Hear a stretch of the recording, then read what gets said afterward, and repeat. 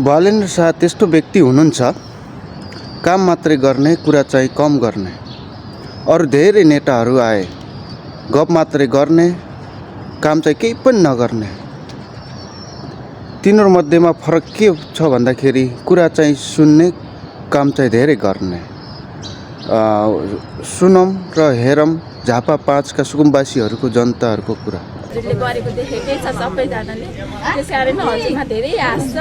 आउने यिनीहरूको पिँढीसम्ममा हजुरले त्यतिसम्मको धेरै गरिदिनुहुन्छ भन्ने धेरै आश छ। युवाहरूको आशा नै तपाईँ भने अब अहिले हेरेको भनेको हजुरलाई नै हो। सबैजना युवाले हजुरले के गर्नुहुन्छ र युवाहरूको चेन्ज हुन्छ भनेर धेरै आश गरेका छन् युवाहरूले। हजुर जतिको अहिले जति चल्नु भएको छ त्यति कसैले देखाएको छैन। हजुर झन् प्रगति गरेर देखाइदिनु पर्छ। अब 5 वर्षमा त जग्गा गोलीबाट होनु हाम्रो नजरमा चाहिँ एकदम हो। अब त्यही भएर सबैले आश हामी क्षेत्रको मात्र नभई देशकै विकास चाहिँ हेर्न जान्छौँ कि जब हामी अरूको देशमा जान्छौँ नि त्यो विकास हेर्छौँ नि।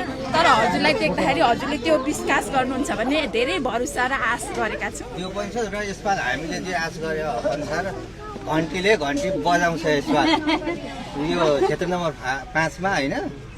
अब सबैजना तपाईँकै आशमा सबैले एउटा सोच बनाएर बसेको छन्। यसपाल नयाँ के भन्छ चेन्ज गरेर घन्टीलाई नै भन्ने कुरा छ होइन। गाउँभरि सबै अब सहरभरि होइन सबैको अब भनौँ न एकचोटि चाहिँ मौका दिनुपर्छ भन्ने सबैको चाहना त्यही छ होइन।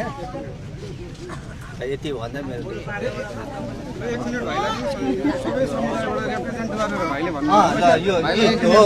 यो हाम्रो यहाँको भन्न सन्थाल जातको हो। हाम्रो चाहिँ अब अलिक गाउँ अलिकति निम्न स्तरको छ। गाउँमा सबै सुकुम्बासी हुन्छ होइन। अलिक धेरै प्रब्लम छ, सबैको अलिक धनी पूजाहरू नि बनेको छैन। त्यसैले अब हामी भनेको यहाँ विशेष भनेको धिमाल अनि सन्ताली जाति छौँ। उहाँहरूको लागि अब तपाईँहरूले हजुर हामी सन्ताली 20 घर छौँ। धिमाल कति हुनुहुन्छ? 45 घर हुनुहुन्छ। पूजा नभएको सबै हजुर हजुर त्यही भएर बालन सरले यसो अब हेरिदिनुहोस् होइन। जे हुन्छ अब तपाईँकै यसमा चाहिँ आशमा छौँ हामी है।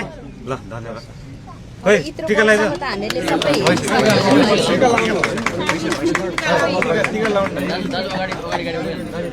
अबको 5 वर्षमा चाहिँ हजुरले अब केही गर्नु पर्यो। बालेन्द्र शाह झापा 5 को मात्र आशा र भरोसाको व्यक्ति हुनुहुन्न। यो चाहिँ देशको, नेपालको 3 करोड जनताको आशा र भरोसाको केन्द्रबिन्दु भनेको बालेन्द्र शाह हुनुहुन्छ।